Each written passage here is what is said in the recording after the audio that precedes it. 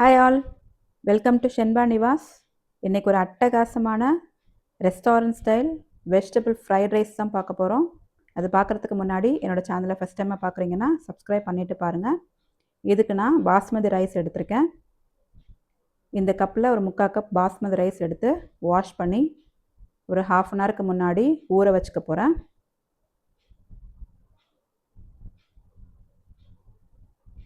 தண்ணி ஊற்றி ஊற வச்சுக்கிறேன்.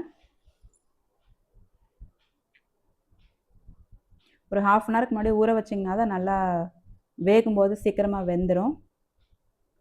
அதுக்கப்புறம் பார்த்திங்கன்னா அதுக்கு தேவையான காய்கறிலாம் எடுத்துக்கிறேன். கொஞ்சம் பீன்ஸ் எடுத்திருக்கேன், 2 கேரட் எடுத்திருக்கேன், ஒரு குடமிளகா, கொஞ்சம் கேபேஜ் எடுத்திருக்கேன், முட்டைக்கோஸ். அதுக்கப்புறம் ஒரு பவுலில் தண்ணி கொதிக்க வச்சுருக்கேன். அது ½ அன் ஹவர் நல்லா ஊறினதுக்கப்புறம் தண்ணி கொதித்ததுக்கப்புறம் இந்த அரிசியை போட்டு வேக விடுங்க.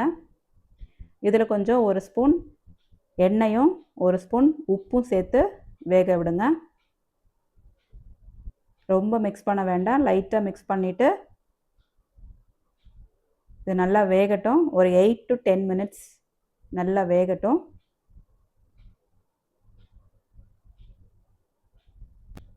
இது வேகும்போதே 1 ஸ்பூன் எண்ணெய் ஊற்றி வேக வச்சோன்னா அரிசி ஒன்று ஒட்டாமல் குழையாமல் நல்ல உதிரி உதிரியாக கிடைக்கும். அதுக்காக தான் இப்போ நான் ஒரு 5 மினிட்ஸ்க்கு அப்புறம் காமிக்கிறேன் பாருங்கள். உடச்சி காமிக்கிறேன், இன்னும் அது வேகலை. அதனால் அகைன் ஒரு 3 to 4 மினிட்ஸ் நான் வேக வச்சுக்கிறேன். ஸோ டோட்டலாக பார்த்தீங்கன்னா ஒரு 8 to 10 மினிட்ஸ் வேக வச்சிங்கன்னா போதும். இப்போ பாருங்கள் நல்லா வெந்துருச்சு. இதை இந்த மாதிரி ஒரு கொலாண்டரில் உடனே ஊற்றிடுங்க, இல்லைனா அது வெந்துக்கிட்டே இருக்கும், குழஞ்சிரும் அப்புறம் சாப்பாடு. அதனால் இந்த மாதிரி ஊற்றி வடித்து வச்சுருங்க. தண்ணியில் நல்லா வடித்து வச்சுருங்க, அது நல்லா ஆறட்டும். அதுக்கு இடையில நம்ம காய்கறிலாம் கட் பண்ணி வச்சுக்கலாம். குடமிளகா, கேபேஜ், கேரட், பீன்ஸ் அதெல்லாம் கட் பண்ணி வச்சுருக்கேன். இதுக்கப்புறம் ஒரு பெரிய அகலமான கடாயில் ஒரு 3 டேபிள் ஸ்பூன் கடலெண்ணெய் ஊற்றிருக்கேன். நீங்கள் எந்த எண்ணெய் வேணாலும் ஊற்றிக்கலாம். இதில் ஒரு 10 பல்லு பூண்டை சின்ன சின்னதாக கட் பண்ணி வச்சுருக்கேன். அதை நான் ஃபஸ்ட்டு ஆட் பண்ணிக்க போகிறேன். அப்போ தான் நல்லா பூண்டு வாசனையோடு நல்லாயிருக்கும். ஃப்ரைட் ரைஸ்க்கு எப்போவுமே ஃபஸ்ட்டு பூண்டு சேர்த்திங்கன்னா ரொம்ப வாசனையாக நல்லாயிருக்கும். அது நல்லா பொரியட்டும். அதுக்கப்புறம் நம்ம கட் பண்ணி வச்சுருந்த ஒவ்வொரு வெஜிடபிளாக சேர்த்துக்கலாம். பீன்ஸ் போட்டிருக்கேன், அதுக்கப்புறம் கேரட் 2 கேரட் மட்டும் கட் பண்ணி வச்சுருக்கேன். நீங்கள் கேரட் காய்கறியோட ஷேப் நீங்கள் எந்த ஷேப்பில் வேணாலும் கட் பண்ணிக்கலாம். நான் சின்ன சின்னதாக கட் பண்ணியிருக்கேன். நீங்கள் நீள நீளமாக கூட கட் பண்ணி போட்டுக்கலாம், அது உங்களோட விஷ். ரெஸ்டாரண்ட்டில் கொடுக்குற மாதிரி பெருசு பெருசாக நீள நீளமாக கூட நீங்கள் கட் பண்ணி போட்டுக்கலாம். இது மாதிரி எல்லா காய்கறியும் ஆட் பண்ணிவிட்டு நல்லா அது வதக்குங்க. ஹை ஃப்ளேம்லேயே வச்சு வதக்குங்க ஒரு 5 மினிட்ஸ். அதுக்கப்புறம் ஓரளவுக்கு வதங்கினதுக்கப்புறம் கேபேஜ் ஆட் பண்ணிக்கிறேன். கொஞ்சமாக கருவேப்பிலை போட்டுட்டு கேபேஜ் ஆட் பண்ணிக்கிறேன். கேபேஜ் சீக்கிரமாக வெந்துடும். அதனால் ஒரு 2-3 மினிட்ஸ் நல்லா வதக்கிட்டு இதுக்கு தேவையான உப்பு நான் இப்போ ஆட் பண்ணிக்கிறேன்.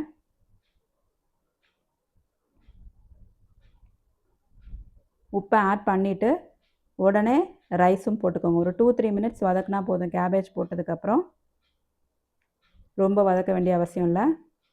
இப்போ இந்த காய்கறிக்கு தேவையான அளவு மட்டும் நீங்கள் உப்பு சேர்த்துக்கோங்க. இப்போ நான் வடித்து வச்சுருந்த ரைஸ் இதில் ஆட் பண்ணிக்கிறேன். பாருங்கள், ரைஸ் எவ்வளோ உதிரி உதிரியாக சூப்பராக ஒன்று ஒட்டாமல் வந்திருக்கு. ஸோ இந்த அளவுக்கு இருந்தால் தான் ஃப்ரைட் ரைஸ் நல்லாயிருக்கும். அதுக்கப்புறம் 1 டேபிள் ஸ்பூன் சோயா சாஸ் ஊற்றிக்கிறேன். அண்ட் தென் 1 டேபிள் ஸ்பூன் மிளகுத்தூள். மிளகு நான் ஃப்ரெஷ்ஷாக இடித்து சேர்த்துருக்கேன். அவ்வளோதான். இதுக்கப்புறம் நீங்கள் இதுக்கு தேவையான உப்பு நீங்கள் சேர்க்குறதா இருந்தாலும் சேர்த்துக்கலாம். ஆல்ரெடி நம்ம உப்பு போட்டு தான் ரைஸையும் வேக வச்சுருக்கோம். காய்கறிக்கு தேவையான உப்பையும் அதில் ஆட் பண்ணியிருக்கோம். இது நல்லா மிக்ஸ் பண்ணிவிட்டு அதுக்கப்புறம் டேஸ்ட் பார்த்துட்டு நீங்கள் சேர்த்துக்கோங்க. ஸோ இந்த மாதிரி நல்லா பொறுமையாக அடியிலேருந்து நல்லா அப்படியே கிளறி விடுங்க. ரொம்ப ஹார்டாக மிக்ஸ் பண்ணிங்கன்னா ரைஸ் உடஞ்சிரும். நீங்கள் 2 கரண்டி வச்சு கூட அப்படி மிக்ஸ் பண்ணலாம். ஸோ இந்த மாதிரி நல்லா பொறுமையாக மிக்ஸ் பண்ணி விடுங்க. ஒன்றோட ஒன்று எல்லாமே ஒன்று சேர கலந்து வரணும். ஃப்ளேம் உங்களுக்கு ஹைலே வச்சுக்கலாம். அடி கனமான பாத்திரமாக இருந்தால் நீங்கள் ஹைலே வச்சுக்கலாம். இல்லை அடி பிடிக்கிற பாத்திரம் மாதிரி லேசாக வச்சுருந்தீங்கன்னா மீடியம் ஃப்ளேமில் வச்சுக்கோங்க. இந்த மாதிரி நல்லா பொறுமையாக கிளறி விட்டுட்டிங்கன்னா சூப்பராக ரெடி ஆகிடும். சால்ட்டு பார்த்துட்டு நீங்கள் செக் பண்ணிவிட்டு அதுக்கப்புறம் ஆட் பண்ணிக்கலாம். கடைசியாக உங்ககிட்ட ஸ்ப்ரிங் ஆனியன் இருந்துச்சுன்னா நீங்கள் ஆட் பண்ணிக்கலாம். என்கிட்ட ஸ்ப்ரிங் ஆனியன் இல்லை, அதனால இதில் நான் ஆட் பண்ணல. அது இருந்துச்சுன்னா அதை போட்டிங்கன்னா இன்னமும் ஃப்ளேவர் நல்லாயிருக்கும். அவ்வளோதான், சூப்பரான restaurant style fried rice ready ஆகிடுச்சு. நீங்களும் உங்கள் வீட்டில் இதை ட்ரை பண்ணி பார்த்துட்டு எப்படி இருந்துச்சுன்னு எனக்கு கமெண்ட் பண்ணுங்கள். இதை நான் என் பசங்களுக்கு லஞ்ச் பாக்ஸ் ரெசிப்பியாக கொடுக்க போகிறேன். அதனால் நான் இதில்னா முட்டை ஆட் பண்ணலை. ஸோ நீங்கள் முட்டை வேணும்னாலும் இதை ஸ்க்ராம்பிள் பண்ணிவிட்டு ஒரு 4-5 முட்டையை ஸ்க்ராம்பிள் பண்ணிவிட்டு இதுக்கு மேலே நீங்கள் தூவியும் எக் ஃப்ரைட் ரைஸ் மாதிரியும் கொடுக்கலாம். அவ்வளோதான், சூப்பரான வெஜிடபிள் ஃப்ரைட் ரைஸ் ரெடி ஆகிடுச்சு. இது கூட நான் எக்கு பாயில் பண்ணிவிட்டு ரோஸ்ட் பண்ணி வச்சுருக்கேன். இந்த ரெசிபி உங்களுக்கு பிடிச்சிருந்ததுன்னா என்னோடய சேனலை சப்ஸ்கிரைப் பண்ணிவிட்டு வீடியோவை ஃப்ரெண்ட்ஸ் அண்ட் ஃபேமிலிக்கு ஷேர் பண்ணுங்கள், லைக் பண்ணுங்கள். அடுத்து வேறொரு ரெசிபியோட பார்க்கலாம். டில் தென் பாய். தேங்க்ஸ் ஃபார் வாட்சிங்.